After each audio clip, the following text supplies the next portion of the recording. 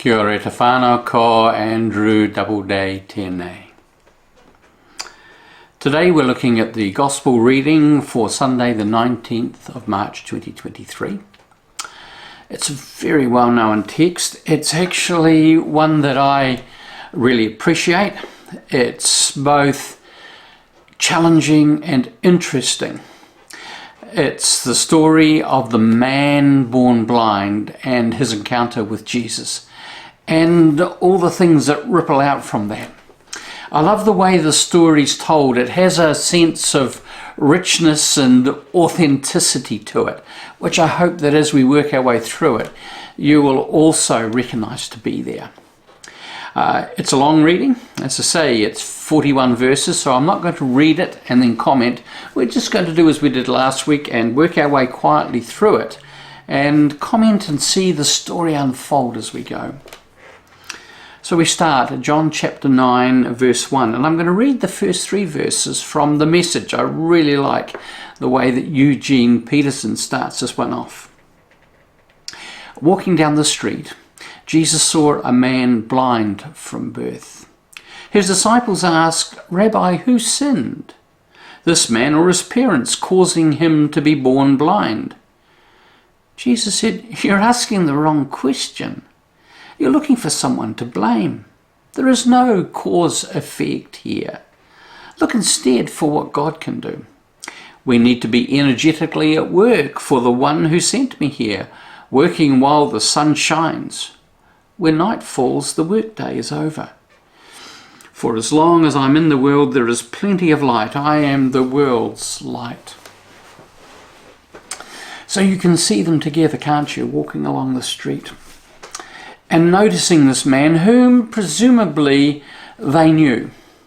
They knew something of his story. They recognised him, and he would have been sitting there at the side of the road with his begging bowl out because he didn't have a lot of choices.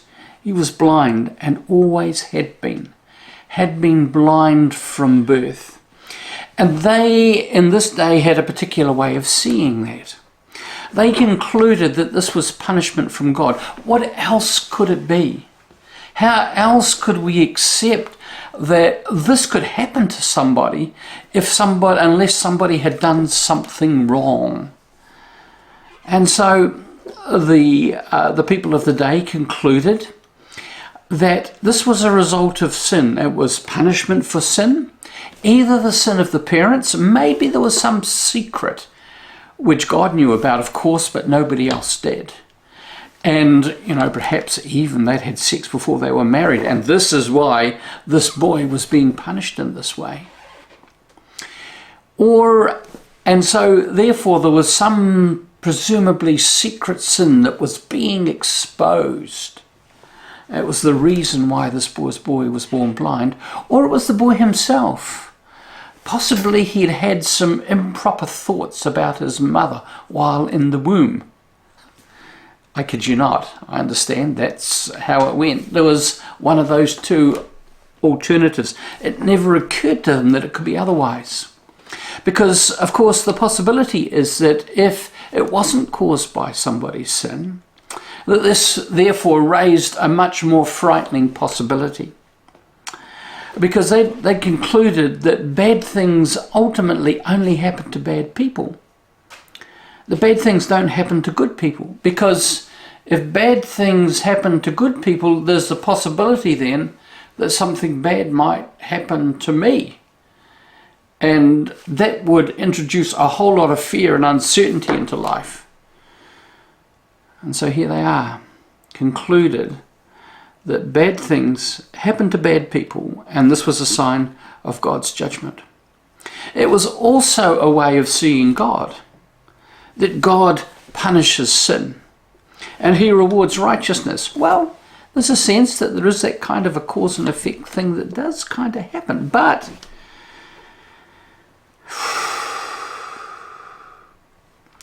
as a way of protecting ourselves from things going wrong? Not so sure.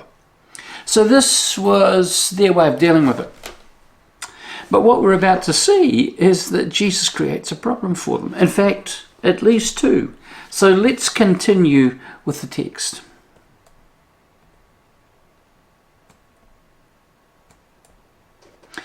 When Jesus had said these things, the little bit that we've seen, and now I'm going to move to the NRSV, he spat on the ground and made mud with the saliva and spread the mud on the man's eyes, saying to him, "Go, wash in the pool of Siloam," which means sent. Then he went and washed and came back seeing. The neighbours and those who had seen him before as a beggar began to ask, "Is this not the man who used to sit and beg?" Some were saying, "It is he."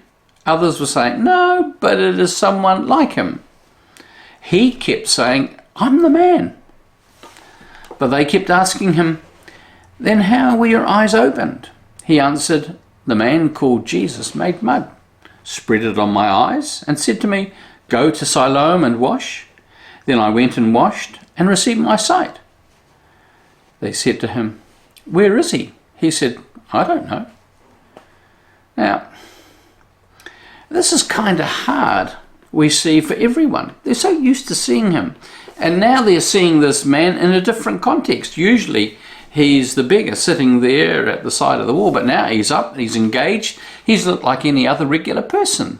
And so it's hard to actually make a sort of kind of connection between what they're experiencing now and what they had in the past. I kind of get that. You take someone out of their context where you normally see them, and it's hard to recognize them in this new way. But he's clearly transformed.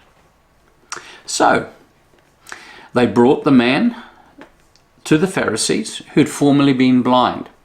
Now, I couldn't help wondering if there's a little bit of mischief in this, and you'll see why. Now, it was a Sabbath day when Jesus made the mud and opened his eyes. Then the Pharisees also began to ask how he'd received his sight. He said to them, "He put mud on my eyes, then I washed, and now I see." Some of the Pharisees said, "This man is not from God, for he does not observe the Sabbath." But others said, "How can a man who is a sinner perform such signs?" And they were divided. So they said again to the blind man, "What do you say about him? It was your eyes he opened." He said, "He's a prophet." Ooh. So this is getting a little bit gnarly. This is difficult for the religious leaders. And we're seeing this blind man, formerly blind man, starting to come out of his corner. They ask him what he thinks, and he says, clearly, he's a prophet. Well, we read on. The Jews did not believe that he'd been blind and had received his sight until they called the parents of the man who'd received his sight and asked them, "Is this your son who you say was born blind? How then does he now see?" His parents answered, "We know that this is our son, and that he was born blind.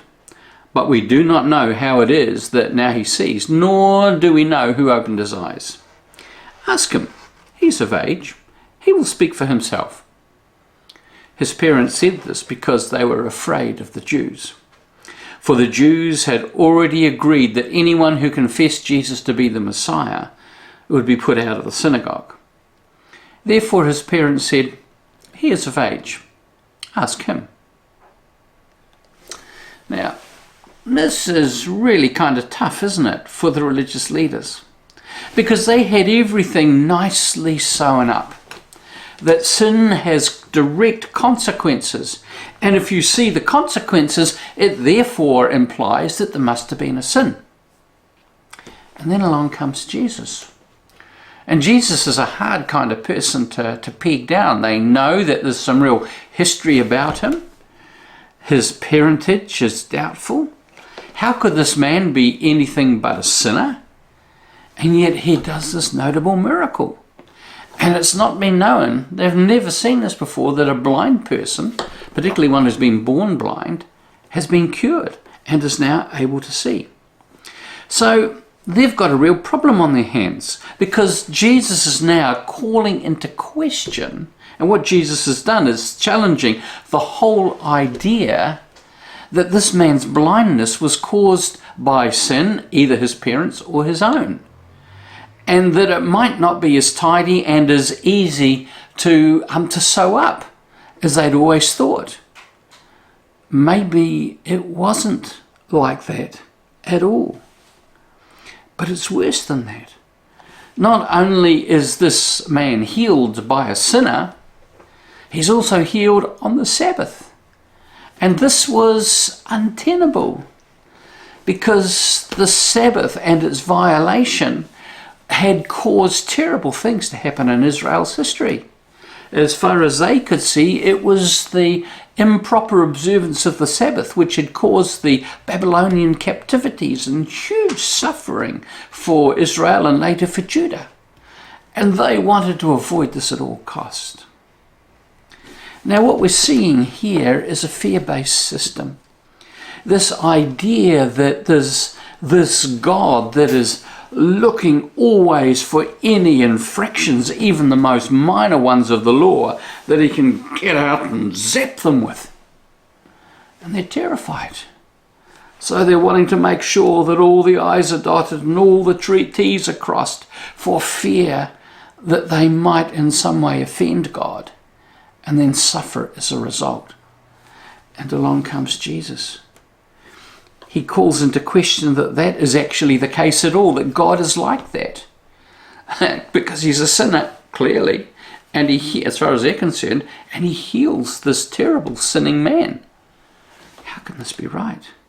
But worse than that, he does it on the Sabbath and exposes them all to terrible risk by working on the Sabbath.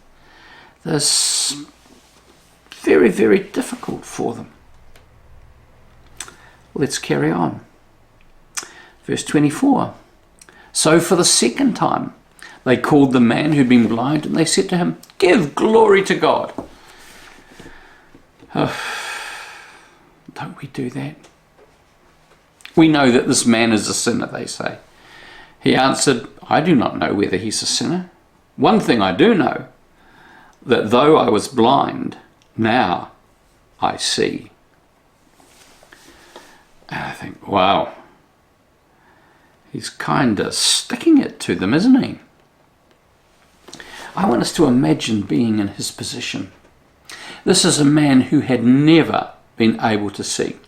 We don't know how old he was. He could have been a late teenager, he could have been a young man, he could have even been middle-aged. His parents were still alive, so he probably wasn't an old man. But he'd been blind all his life. And his life had been quite limited in terms of what he could experience and what he could do. It was small. He lived in a small world. He could only sit at the side of the road and beg. That was how he drew his income. And then, as well as all of that, he lived with the ignominy of being someone who was judged by his society as unworthy. There would have been a good deal of disdain towards him, because either he or his parents were terrible sinners and he was being rightly and justly punished by God, and that's why he was in this situation. Imagine living with that kind of condemnation, living under that kind of judgment, living under that kind of view of yourself every day of your life, knowing that you were that defective, that there is something called sight which you still don't know what it looks like, that you're missing out on because you're a stinking, dirty, rotten, low-down sinner. It would have been hard. And then suddenly all that changes and he's given the gift of sight. Now, I can imagine that this would be both very scary, because suddenly his size of his world is expanded exponentially. It suddenly got very, very big, and he would have had sensory overload, I'd imagine, for quite a while, as he's taken in all the stuff around him that he had no real idea about. On top of that, it was no longer a dark black thing. It was an amazing technicolor richness with all the hues and beauty of all that was around of him. Drab though it might have been to others, for him it was totally amazing. So there was both an element of scariness and gift about it. Wonderful, being able to take this all in. But I think there's also something else that's going on.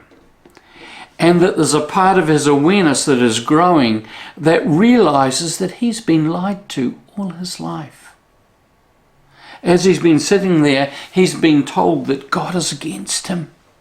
He's been told that God hates him and is punishing him. He's been told that he is defective and stands beyond the grace and the goodness of God. And this must have been harder than even the blindness to be able to bear. And here this man Jesus comes along and he heals him. And all of that is taken away. All of that judgment, all of that condemnation, and his view of himself is now being reconstructed. And when he's challenged, he says, one thing I know is that I was blind and now I see. And he sees lots of things. And one of the things he sees is not only the physical seeing, he's also got a spiritual insight that recognizes that he can't trust these people who have been telling him how bad he is. Because he's now been vindicated. He's been brought into light. And if there's anything that's been wrong, he's clearly been forgiven and knows that he's accepted and is acceptable to God because he's received his sight. He has been set free in more ways than one. Let's read on. They said to him in verse 26, "What did he do to you? How did he open your eyes?" He answered them, "I've told you already and you would not listen. Why do you want to hear it again? Do you want to become his disciples?" Ooh. Now he's pushing back. And it looks to me like he's the one that has a measure of disdain for them. And they don't like it. Verse 28. Then they reviled him, saying, "You are his disciple, but we are disciples of Moses. We know that God has spoken to Moses, but as for this man, we do not know where he comes from." The man answers, "Here is an astonishing thing. You do not know where he comes from, and yet he opened my eyes. We know that God does not listen to sinners, but he does listen to one who worships him and obeys his will. Never since the world began has it been heard that anyone opened the eyes of a person born blind. If this man were not from God, he could do nothing." You hear a sense of anger, almost rage in this man, as he is having the eyes of his heart opened to what has happened, what he has lived under all of his life and has now been set free from, and that the people who have kept him there are all these people who are gathered around, prodding, questioning, testing him. He's not having a bar of it, and he doesn't care, and he pushes back.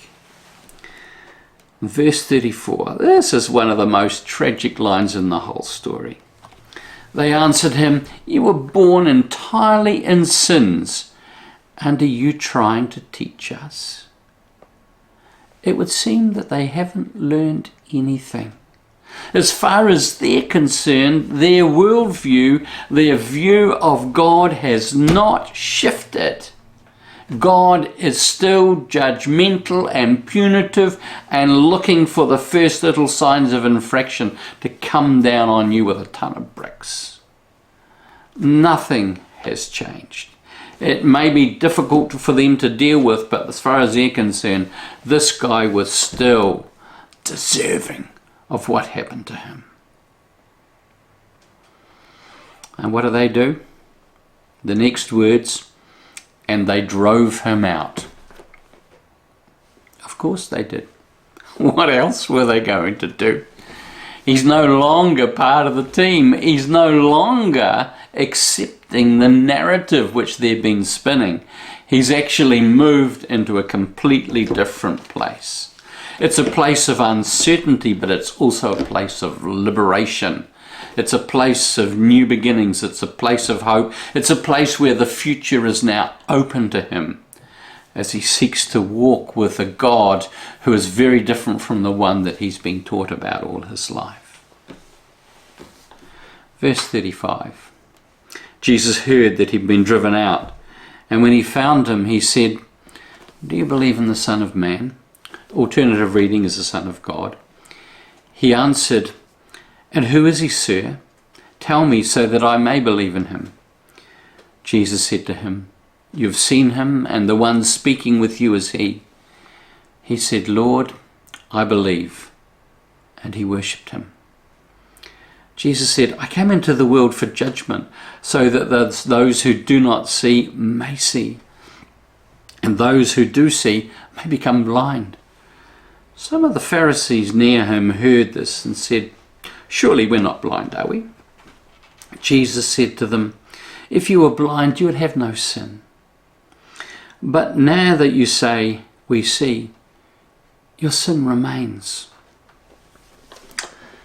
I just wondered how much Jesus grieved for these people, grieved for their blindness, grieved for the way in which they had to put God in such a tight box, grieved for the way in which they were missing out on the expansiveness which this formerly blind man was now stepping into. This man who was now seeing, and seeing in ways that he would have never dreamed possible. And how Jesus grieved that these people continued to walk around with their small, blinkered, fear-based lenses, spending all their energy trying to be cocooned and feel safe. Because that's what they were doing to themselves, rather than recognizing the generous, expansive grace of God that was available to them, if only they would open themselves to it. Wow. I hope that was helpful. God bless you.